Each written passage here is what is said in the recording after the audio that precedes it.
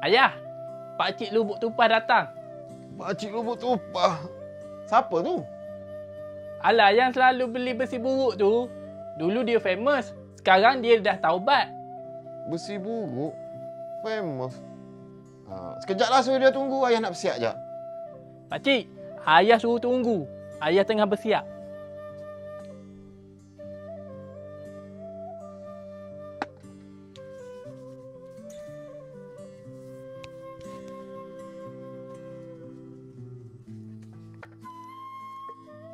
Oh, kau Papa Jahat. Aku ingatkan siapa tadi. Ya, cu. Akulah. Ada apa ni? Aku macam biasalah. Aku datang ni nak cari besi buruk. Ada? Besi buruk. Ada. Tunggu kejap. Eloklah.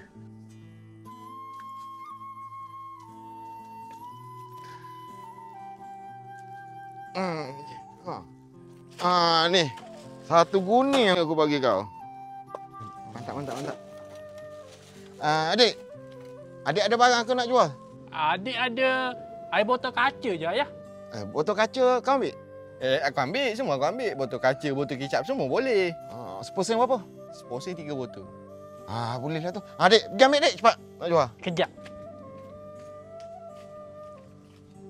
Hai, nampak macam banyak aja tu. Dia suka mengumpul. Biasalah budak-budak kan. Tu. Ni. Ada berapa dek? Ada 12. 12. 4 sen lah kan?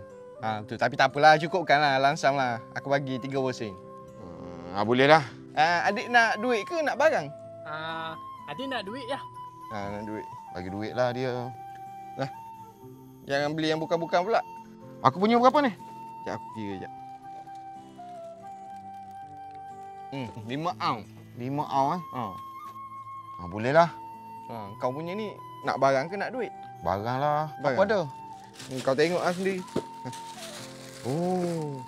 Ni aku nak ni. Yang ni tak lepas. Tak lepas? Yang ni sekurang-kurang 20 ounce. Habis tu apa yang dapat? Ni gelas ni. Boleh lah gelas. Tak boleh lagi. Satu je. Satu je? Plastik mahal sekarang. Bagi 2 lah. Aku dengan anak aku.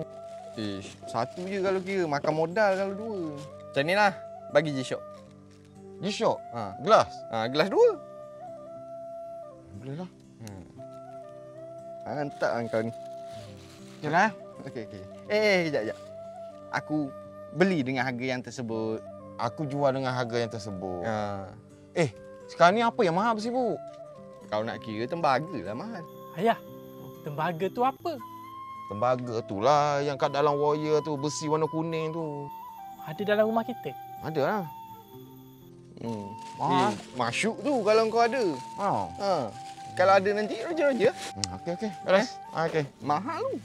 Encik! Assalamualaikum. Alah.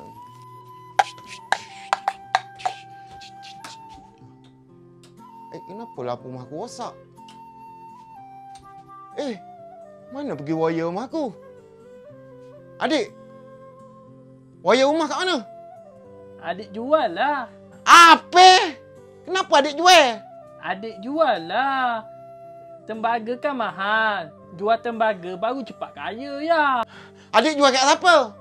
Dekat Pakcik Lubuk Tupas tadilah. Mana dia? Dia dah nak balik dah. Papa Jahat, tunggu! Aku nak balik wayar rumah aku!